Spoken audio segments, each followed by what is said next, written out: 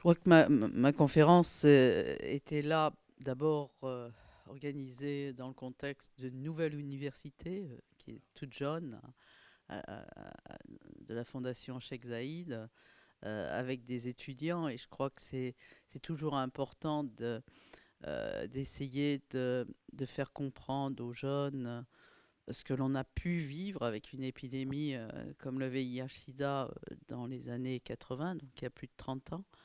Euh, L'être humain a quand même une capacité terrible d'oublier, d'une part, et d'autre part, pour eux, les jeunes, ben, ils n'étaient pas là. Or, je pense que ce qu'on a vécu avec, et ce qu'on vit encore avec le VIH-Sida est un bel exemple pour répondre à des pathologies infectieuses émergentes, en particulier sur le continent africain.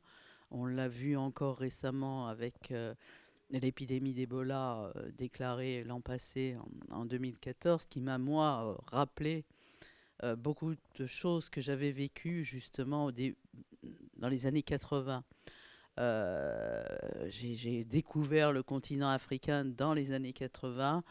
J'ai vu dans les années 80 l'horreur, je dirais, les personnes qui se cachaient d'être porteurs du VIH parce que ils avaient peur d'être accusés de tous les maux du monde.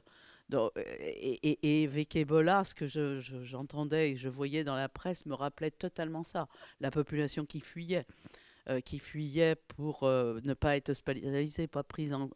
C'était exactement un contexte, un virus différent, une maladie différente et pourtant un contexte identique. Alors, je me dis, et c'était ça un peu l'objet de ma conférence, n'oublions pas. N'oublions pas le passé et gardons-le toujours en tête et en exemple pour l'avenir.